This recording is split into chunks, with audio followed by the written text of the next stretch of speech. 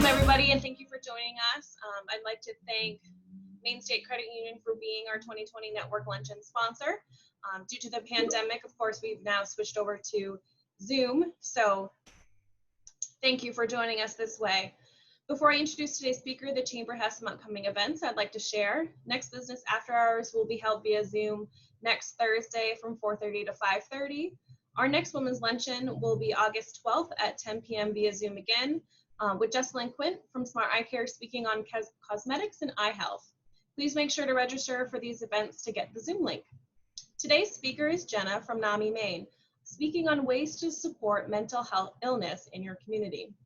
Jenna, MSW, serves as the Chief Executive Officer of the Maine Chapter of National Alliance on Mental Illness, responsible for guiding all program operations. Jenna also operates as the agency's lobbyist and chief advocate, having devoted the past 30 years to the fields of child welfare, juvenile justice, rape crisis, domestic violence, substance abuse, mental health, and criminal justice. Jenna's career has focused on building responsive services and more impactful systems for undeserved populations. Please join me in welcoming Jenna, and the floor is now yours. Great. Don, I'm trying to figure out I can make sure I do this right.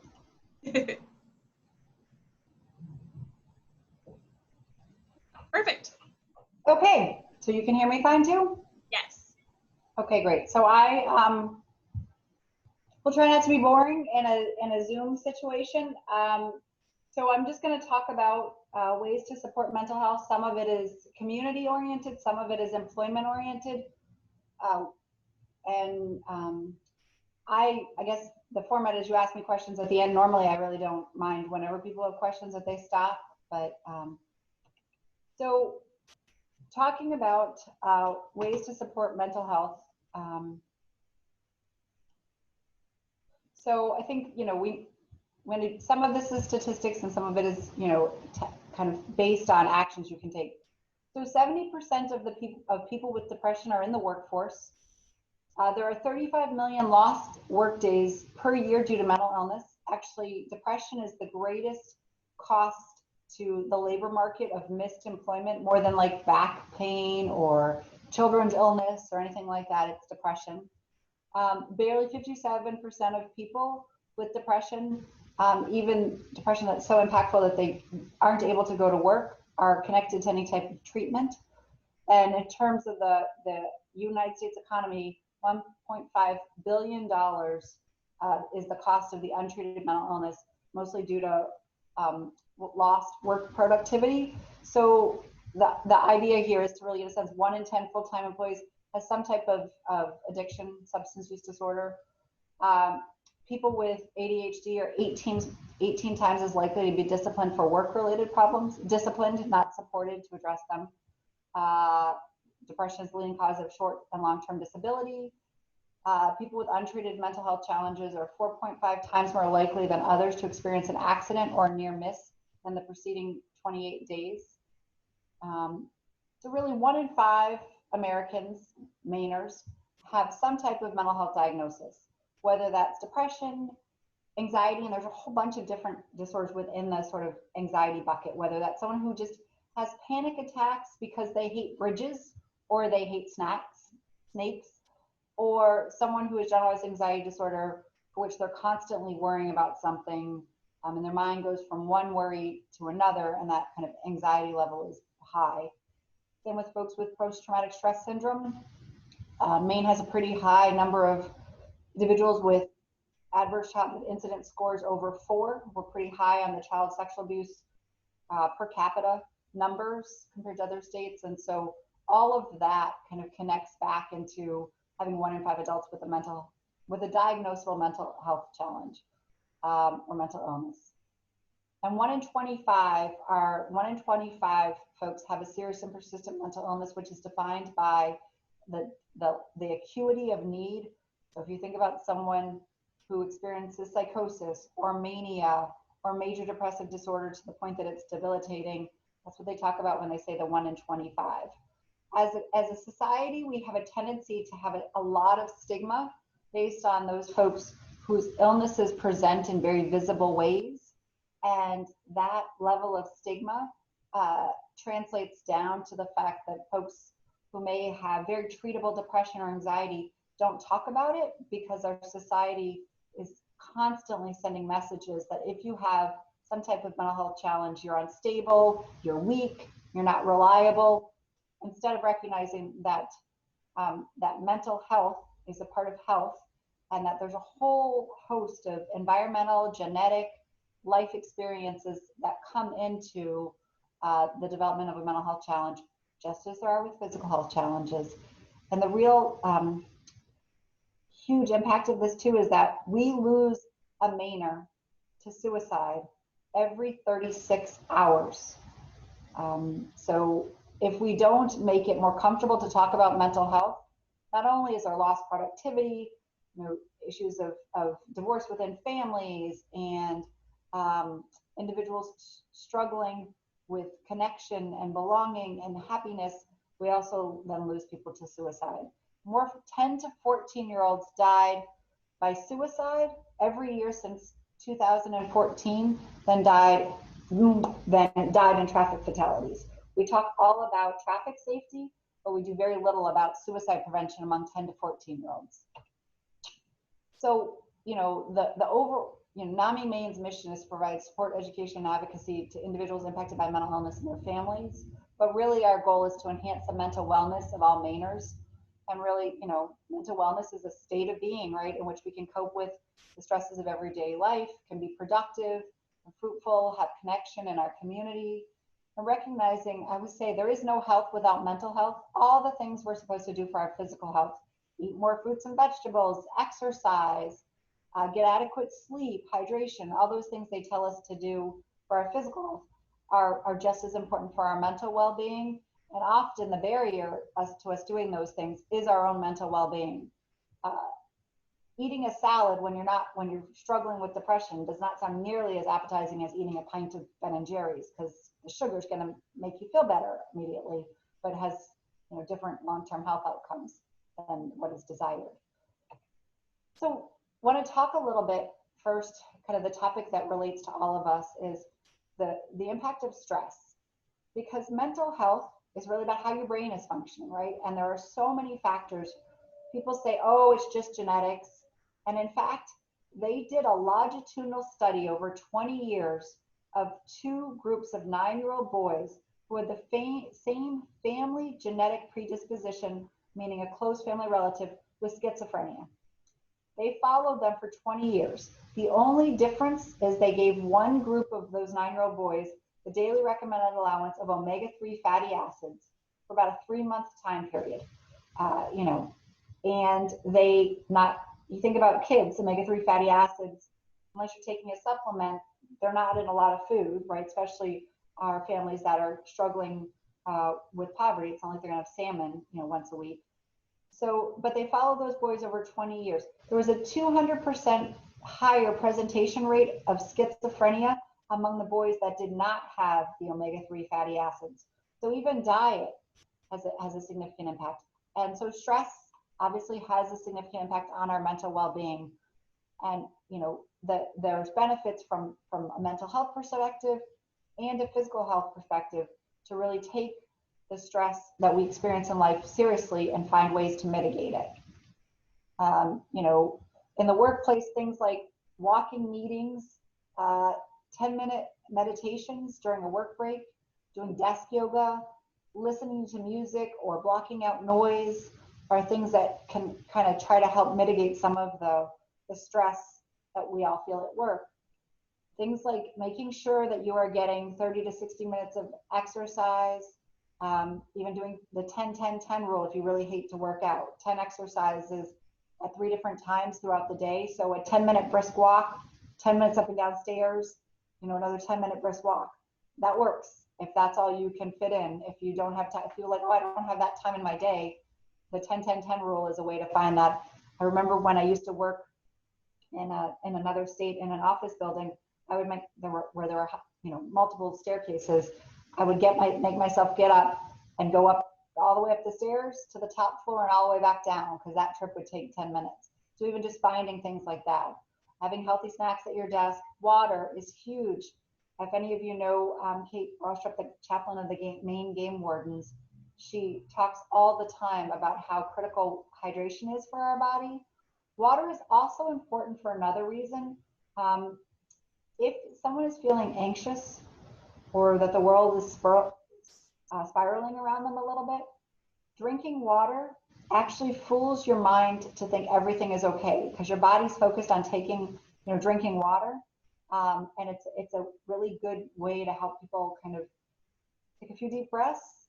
We say mirror slow deep breathing and take a couple sips of water can be because telling people to calm down is just never the thing to do with anxiety or someone who's at a heightened state, but water, deep breathing are both really helpful. Sleep, I know that,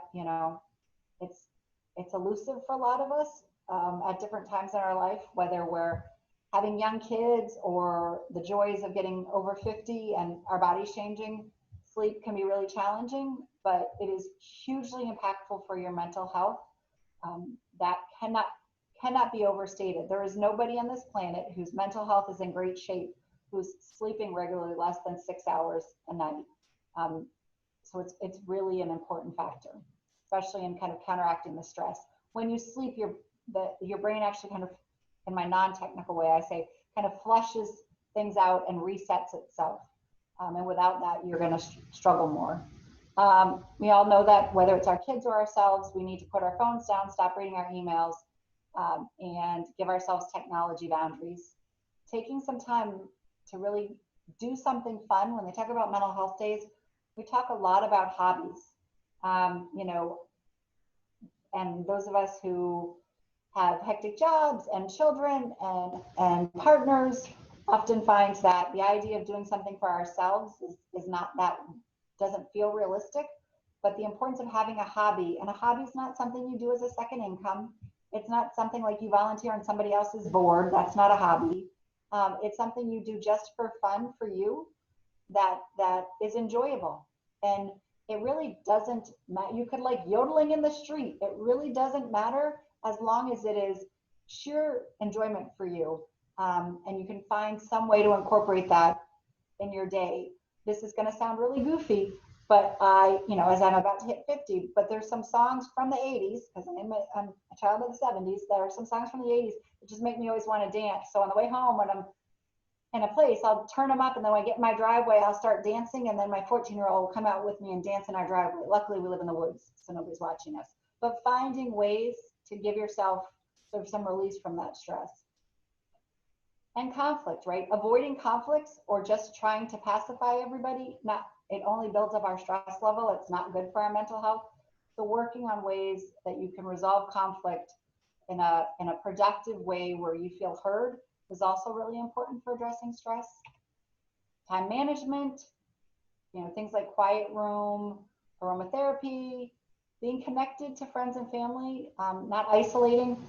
So isolation is really just bad for your mental health. Timeouts, I'm actually an introvert, and so I like some quiet time on my own, and that's good. But when people start to isolate, it's actually actually a huge red flag for suicide. So not isolating, but finding ways to connect with people that are supportive in your world, or finding people that are supportive. I know, once again, those, as we kind of go through different phases of our life, those people often change. And then feeling comfortable to get help and ask for help if you're really struggling. If your stress is overwhelming or it's having an impact on your mental well-being or your functioning. Because prolonged stress does do, a ton of damage to your adrenal glands. It does a ton, because releasing cortisol on a regular basis, it has a whole bunch of conditions from shingles to lupus to thyroid issues that result from that situation. So it's important not to say, oh, I just need to carry the stress. I just need to, because over time, it has a cumulative impact on your body. Also huge impacts on your memory impairment. The more stressed you are, the more you carry that stress.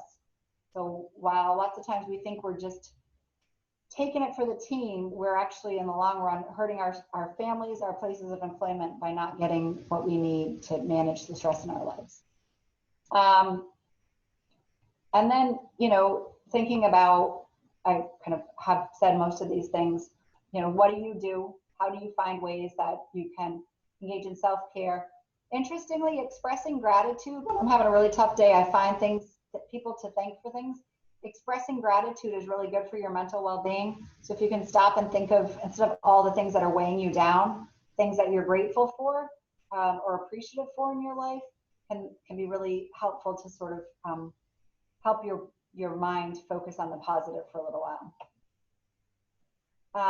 Making decisions about when you're on and when you're off, managing expectations, your own and others. Often we are harder on ourselves than anybody else will ever be. And we promise more than we can possibly do. And, thinking about that, having some balance in our lives. Now we talk about wellness promotion within a workplace. Just a few things to think about. Encouraging people. I think we've all probably worked places where you have vacation, but you weren't supposed to take it or to take breaks. But encouraging people to take their vacations. NAMI Maine's policy actually is that we have because we're a grant funded agency, we have a use it or lose it. So at the end of the fiscal year, if you haven't used it, it can roll into a catastrophic leave bank for like maternity leave or if someone was really sick. But once that bank, which is 5 weeks, gets full, you then start to lose it. But we don't pay anybody out when they leave, so you can't bank your time and then leave because it's counterproductive for the welfare of the agency, right? We give people, when they start, 25 days of PTO a year with the expectation that they use it for their own wellness so that they're absolutely the most productive employee possible, rather than being able to not use it, save it up, and then cash it out when they leave. We want people to take breaks so that they are in a good place. If you are an entity with an employee assistance program, promoting those kind of resources. If not, making sure that people are aware of how they would find help if they need it. Promoting self-care tools. We bought a new building and we were able to create a designated lunchroom, which I have a staff person who's freaking amazing with the ability to paint, to put up tape and then paint inside the lines of the tape, which I can never do, into patterns. So they created a room for their staff breaks that they really love. So thinking about ways to promote self-care. We are in Hollowell, so folks go for walks together. Well-being activities. We have one day a month for staff fun day or fun afternoon. Recognizing people all the time. I really focus on when folks aren't taking vacation, pushing that and recognizing folks for taking good care of themselves. And normalizing work care. We talk about, because we're NAMI, right? We talk about mental health, just like other places might talk about having the flu. If someone's really, struggling, I've had plenty of people say, winter's coming. I'm going to have a hard time with my depression's going to get a little heavier. And we encourage people, and we'll buy the happy lights. We talk about mental health since it does have such an impact on people's productivity. Obviously nobody has to disclose anything to anybody, but we really talk and work to be an environment where mental health is normalized, and that we do things like allow people to flex time in their day if they are going to come in a little earlier so that they could go to a therapy appointment or a support group if that's what they need, and then still work their full day, but be able to do that at 1 o'clock in the afternoon. I think this is also really important as we think about mental wellness, both in your workplace and in your community. Post-traumatic stress syndrome is a mental health disorder that evolves because somebody's been exposed to traumatic events and hasn't had the ability for that to be processed. So the functioning of their brain is just different as a result of that.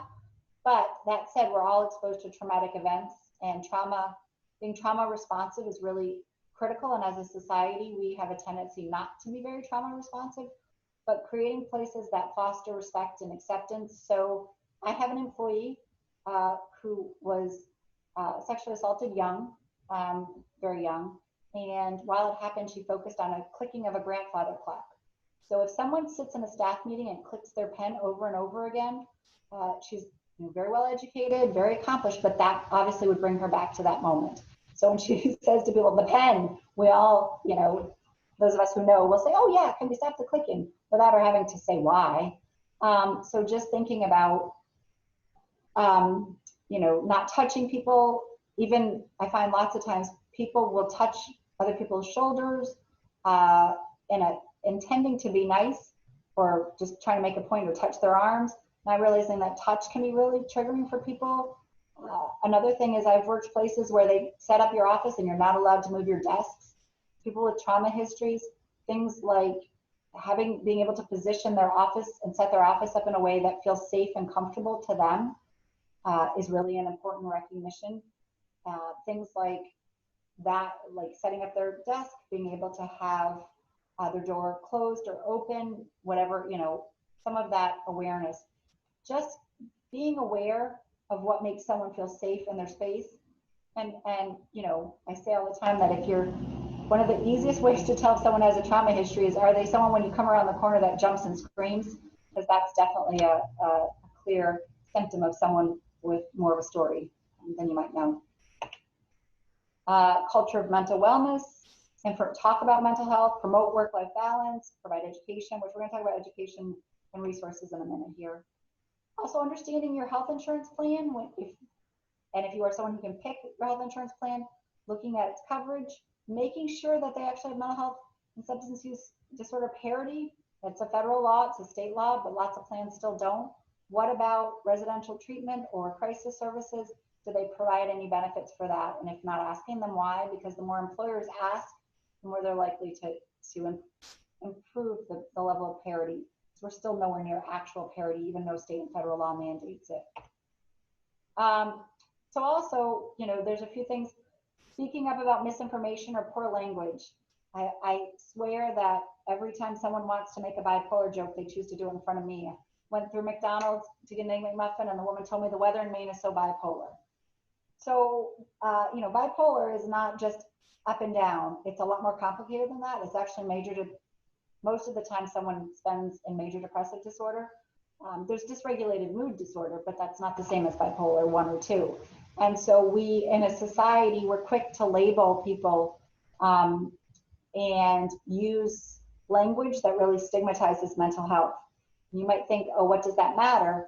A Mainer dies by suicide every 36 hours. We lead New England in our middle-aged male suicide rate, because that population, especially the kind of traditional men who hold the traditional definition of masculinity, are not going to ask for help because our society tells them all the time that they are weak if they ask for help.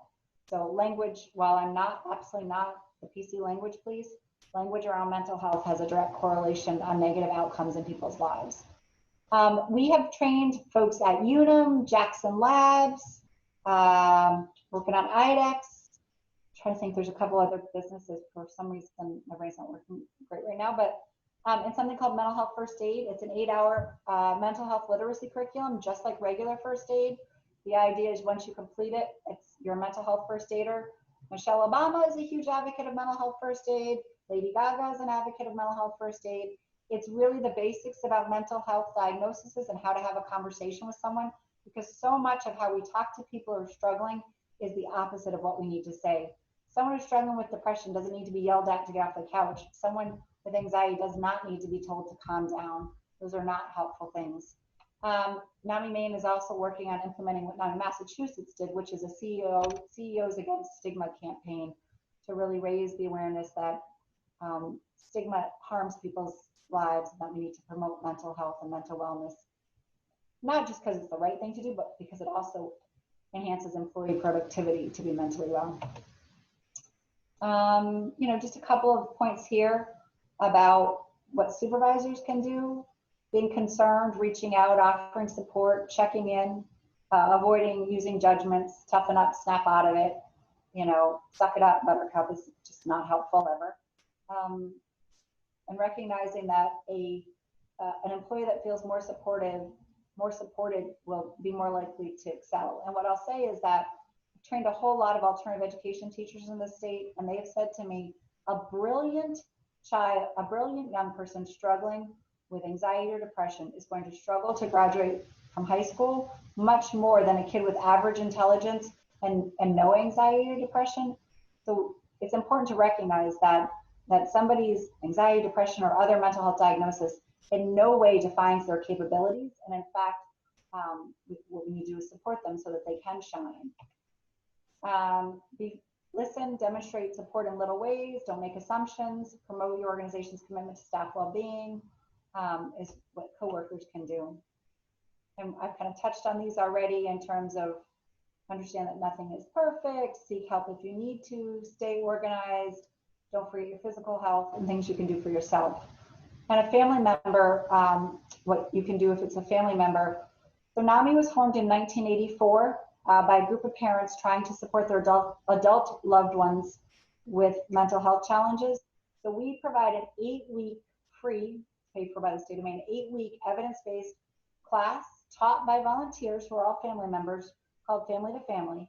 It is a class on how to support your loved one, whether that's a family member, immediate family member, or best friend who lives with a mental health diagnosis.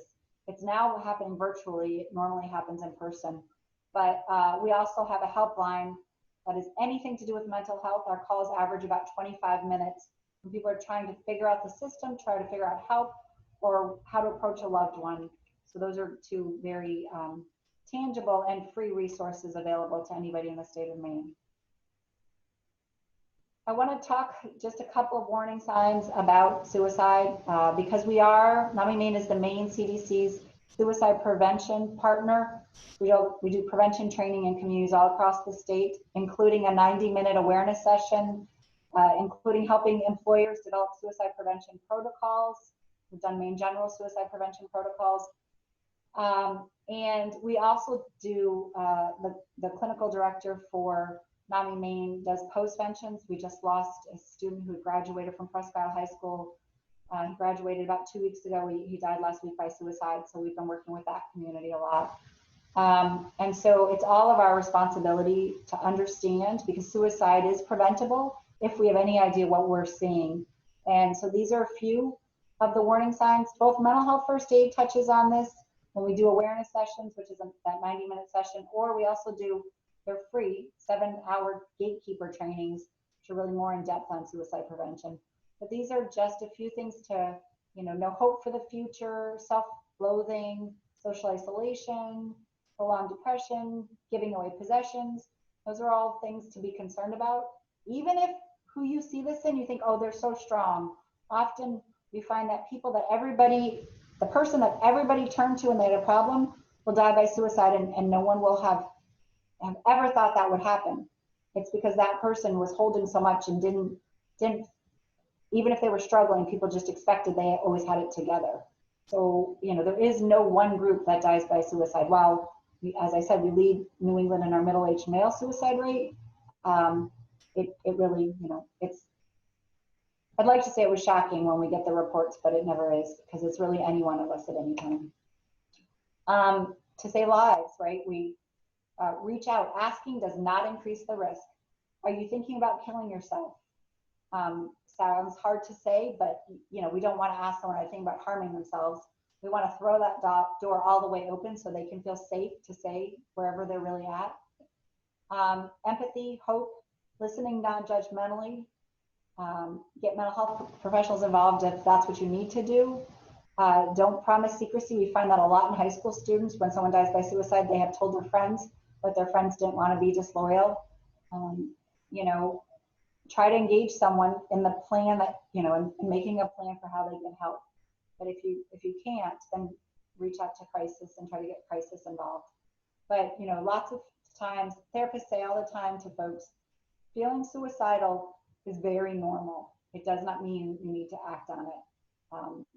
Life can just feel too overwhelming at times for people, and normalizing that feeling that it can feel too overwhelming helps people to realize that lots of folks feel that way, and then they get up the next day and life is better. And so trying to have that conversation, as hard as it is how we save lives. Just a few phone numbers that would be great if you put in your cell phone. One is the Maine crisis line, which you can call or text. The other is the National Suicide Hotline. And if you do need to call 911, we always say to ask for a CIT trained officer. It's the Crisis Intervention Team program. We coordinate the implementation of a best practice program to train law enforcement to respond to people with mental illness or suicidal thoughts differently than sort of the traditional police response. Obviously, we would like to be a state that had a robust mobile crisis system. We're not quite there yet, but we're hoping that will happen so that law enforcement doesn't ever have to respond to a person in a suicidal crisis. That's always mobile crisis. That's not the case right now in the state of Maine. A few things that we do that, just so you all keep us in mind, we do, as I mentioned, family to family and support groups all across the state. We train volunteers to teach family to family. We train volunteers to do support groups. We do support groups for family members and support groups for peers, peers meaning a person with a mental health diagnosis. We do mental health first aid all over the state as well. We do the adult version and we do the youth version. Actually, the Masonic Lodges of Maine have adopted us to do the youth version. They fund us to do youth mental health first aid in schools around the state who can't afford it. We also do lunch and learn presentations. Greg Marley comes and does them on different topics related to suicide prevention. We've done them on, depression in the workplace or a variety of topics. We do the crisis intervention team program for law enforcement. You can look on our website to see what departments. Only 52 of the 120 or so, 130 police departments in the state are participating. In Kennebec County, both our sheriff Mason is a participating sheriff. He's only one of 7 out of the 16 sheriffs who agree to be part of this community policing model. It is a community policing model that requires them to work in partnership. And Jared Mills is a leader within the CIT world. So you can see if you live in a different town, if your department is participating. We do those suicide awareness sessions, 90 minutes. We did one in a church in Waterville and had about 130 people at it. Suicide prevention protocols. We operate, once again, that confidential helpline. And I do a lot of legislative advocacy work. And we have a walk, and our walk is moving from Southern Maine Community College. It was supposed to be a rally at the State House and a walk to our new building on Water Street in Hallowell. This May, we had to postpone it, obviously, because of COVID, but next May we will have it. Food trucks, music. It's kind of a big stigma-busting party where we have different teams that raise money for us. So hopefully folks will think about coming to the walk next year. Our planned date is May 22nd, 2021 for the walk, which I'm excited will be, in Augusta and Hallowell instead of down at Southern Maine Community College, which was a beautiful location, but not really connected to our mission, since our mission is system change, support education and advocacy. So hopefully just letting folks know that we will be doing that event next May here, which is a community event. And then, I just want to take 1 minute and talk about the importance of just being supportive. We, as a society, we try to fix things. And a lot of times when it comes to people's mental health, people just need to be reassured and they need to be heard. And right away, we often think, okay, what can we do about that? What the plan can be? How can we do that? And the importance of being heard and feeling connected to other people can never be overstated for people's mental well-being. We are social creatures. We need support. We need connection. And support and connection are 2 huge resiliency factors for our kids, but they're also wellness factors for us as adults. So I have this video that I love. It's a little goofy. It's only a minute, so don't worry, I'm not going to make you watch 5 minutes of video. But I think it really makes the important point about, how it feels to be heard, that rather than how it feels when someone tries to fix things.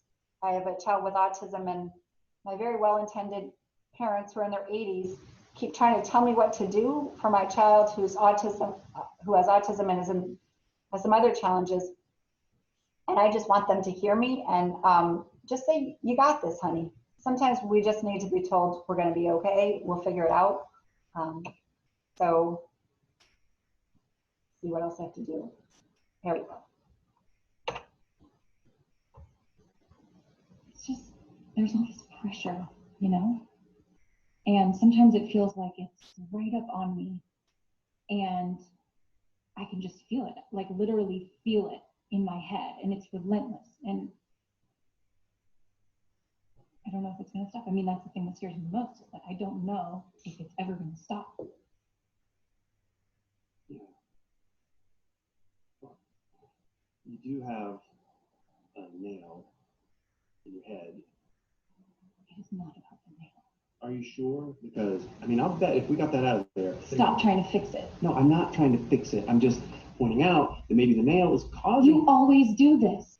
You always try to fix things when what I really need is for you to just listen. See, I don't think that is what you need. I think what you need is to get the nail See, you're out. not even listening now. Okay, fine. I will listen. Fine.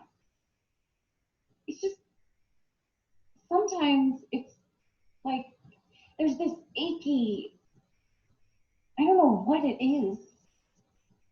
And I'm not sleeping very well at all. And all my sweaters are snagged. I mean, all of them. That sounds really hard. Yes. Thank you. Ow! Come on. If you would just Don't. try to see things my way. So, so here's my contact information. We're right in Hallowell.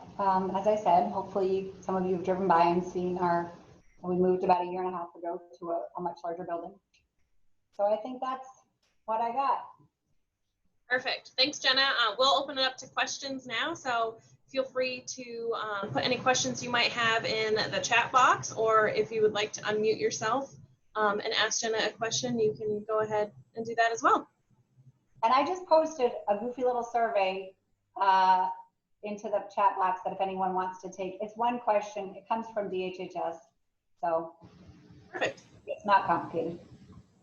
MT, I saw you unmuted yourself. Would you like to ask a question? I did. I was wondering if you could expound on a statistic that you mentioned in the early part that really stunned me about suicide of 10 to 14-year-olds. Yeah, it is stunning. I would agree completely. But it's nationwide, and in Maine we definitely have youth 10 to 14 years old who die by suicide, and there's a combination of factors for that. I mean, I think people think it's bullying, and sometimes that's a factor. Sometimes identity or connection or childhood trauma, are factors. And sometimes the other part that's, I think, one of our challenges, and this goes back for a very long time with suicide, is people not wanting to identify it as suicide. We've had a couple incidents that I can think of in the last few years where children between the age, well, actually, some of them were as young as 9, but were hung themselves, and they were ruled accidents, but with a rope around their neck, because the concept of that community being able to grasp that a child 9 years old chose to die by suicide is pretty overwhelming. But I think as a society we've just I know lots of folks who had suicides in their family who were told never to talk about it, brings shame to the family. These were good parents, why would this child do this? But yeah, there's a whole lot of issues. 3/4 of mental health challenges present by the age of 21. So really, as a society, for a long time we've talked about kids as if it's a phase or a stage, or they're just trying to get attention. And what we know now is that mental health issues present young, and if we actually provide them with the support and the services they need to understand, just like if you got diagnosed with type 1 diabetes at 10, if we give you the skills to manage that, the impact on your long term, on your life, is going to be much less than if you don't get help. Then you start drinking at about 14, and then not only do you have anxiety or depression, you have a co-occurring substance use disorder that you've turned to substances as a way to treat the pain, the isolation, or calm the anxiety. And so, we are really strong advocates that the younger we can address and empower young people with tools, the less it will have an impact on the rest of their life in the same kind of way. It will just be like managing any other kind of chronic health issue that's completely manageable. Okay, thank you. And I'll just say, one of our goals with that is that we have recently brought Sources of Strength. Sources of Strength is the only evidence-based youth empowerment focused model in the country around suicide prevention, anti-bullying, and suicide substance use prevention. And what we do is we go into a school and we train youth leaders and adult allies, and it's a school culture change to really build empowering, supportive, resilient environments. So we're working with the Maine CDC to implement sources of strength in schools across the state of Maine to really try to empower young people and help them younger. Any other questions for Jenna? I don't see any. So I have another if no one else has Oh. one. go for it, MT. Okay. There seems to be a problem across the board with mental illness and young adults who are totally dependent on their parents, but due to the protection laws, Privacy Act, information about their treatment, about their drugs, cannot be shared with the parents. They choose not to speak with the parents, they're isolating, they're codependent, and I just see such parents in such extreme pain. And one of the things you talked about was the family-to-family support group. That seems like something that they could avail themselves of. Any other suggestions? Yeah, there's two things. The family-to-family class, which is that 8-week class, and then there's support groups. But I also think, the state of Maine, there's obviously the HIPAA challenge, which is what you're talking about. Right. And the concept of sort of engaging, it is a significant challenge, and I really try to get to parents when their kids are like 15 or 16, because it's about how do you set up. I've talked to lots of parents who their kid turns 18 and their kid is like, yep, you're not involved in my decision making anymore. And my question is always, so what approach did you take when you had the power? Because kids often do that if their parent was like, I make the decisions kind of model because you're a child. Well, when the child becomes an adult, they're like, I make the decisions. And so my own experience as having a child with autism who has major depressive disorder as well, is that even the first time they went on and I say things about my children only with their permission, I just want to be clear. They're 17, they're going to be 18 soon.